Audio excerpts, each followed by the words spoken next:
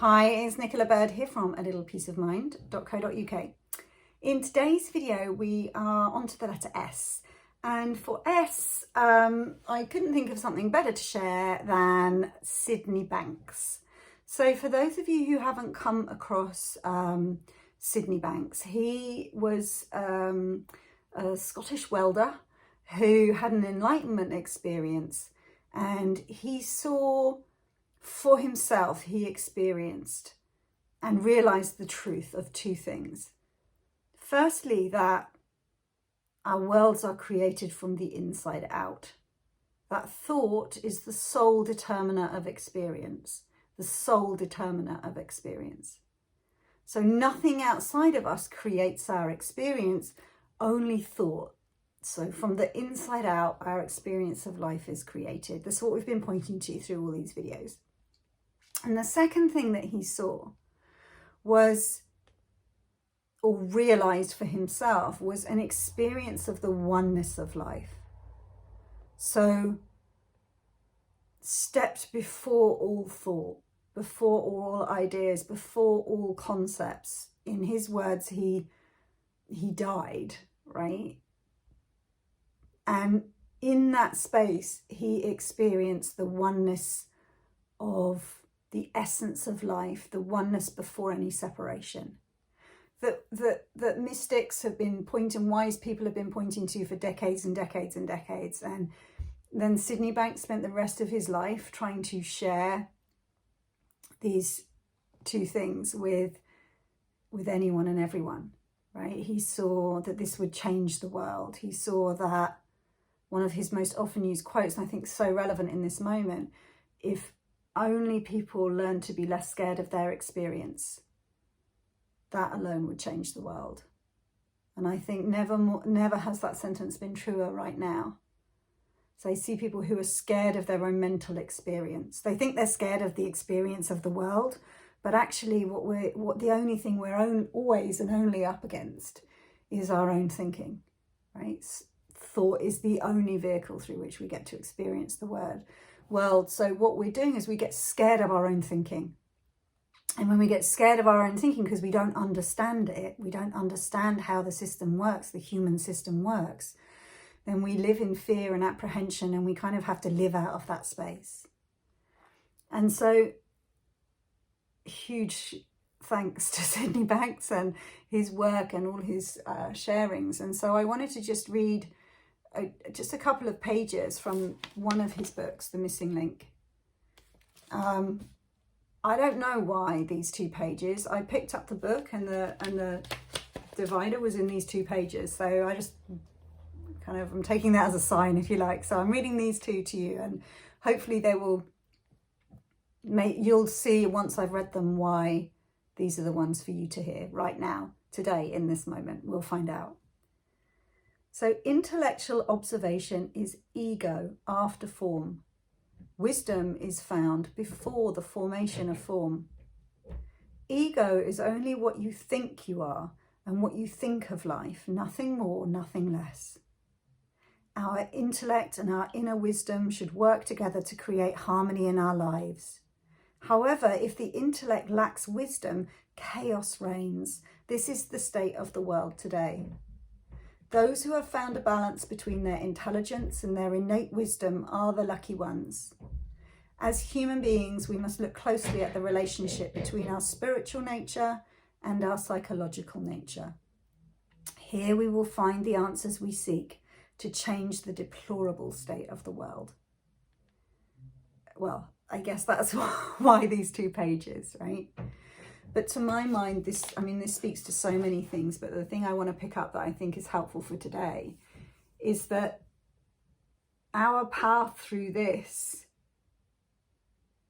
there's a dance between the intellect, the using of the mind, if you like, our personal minds to figure out this and figure out that. There's a dance between that and being guided by a common sense and wisdom at a deeper level that lets us know what to do. So, and as these things come into harmony, as we let this deeper wisdom, this deeper common sense, let us know when we need to pick up the intellect. use it for something, and then put it back down again.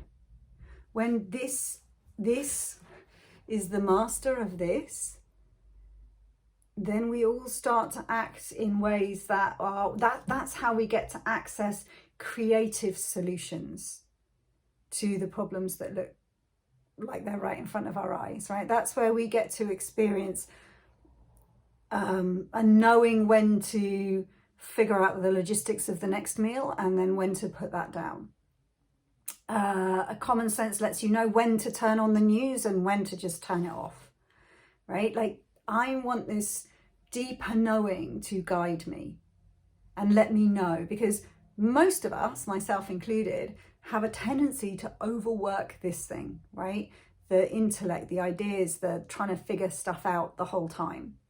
And we rely on this and think, if we can use and work this hard enough, we can worry enough, we can research enough, we can be vigilant enough, then we'll be okay, right? So we're frantically, like, you can see the cogs spinning and the smoke coming out of people's heads, right? But that isn't compulsory, right? Just to reassure you, don't have to show up to life at the moment in that way. Instead, when we see there's something other than this, when we see that what Syd Banks was pointing to, there's a wisdom, there's a resourcefulness, there's a quiet space into which fresh thinking and ideas occur that let us know when to pick this up, when to put it down. This is not as required as we think it is. This will bring us what we need just in the moment we need it, never a moment before, responsive to the moment, will give us our knowing of what to do, right? I notice it's not telling me to figure out the fastest route to Leeds, right? It's not saying, like, pick up the intellect and figure out the fastest route to Leeds. It's not doing that right now, and because it's not required, right? But if it becomes required at any point in the next whenever, that I need to find a way to get to Leeds, I don't know, let's say it's the only supermarket in the whole country, right? That's still open. I don't know, I'm making up what if scenarios. At that point, the idea will come to mind. You need to figure out how to get to Leeds. Why don't you click this button, this button, this button? Google Maps will tell you, right? Like, how to get there. And then you can put the intellect down and just go about following the instructions, right? And we think that we have to come up with all the answers in advance, right? But what Syd is pointing to is there's a dance between the two. That's what I take from that small little excerpt there. And in that space there, if we get more of a sense for that, we'll all start to calm the fuck down a little bit, right? We'll start to access this common sense, peace of mind. We're already doing it. It's in evidence in all the kindness and love that's being displayed all around the world. But if we know we can rely on this, it allows us to take a break from this. And so many of us right now could do with taking a break from this, knowing that this has got your back whenever it's required. So if you haven't heard of Syd Banks, go check him out.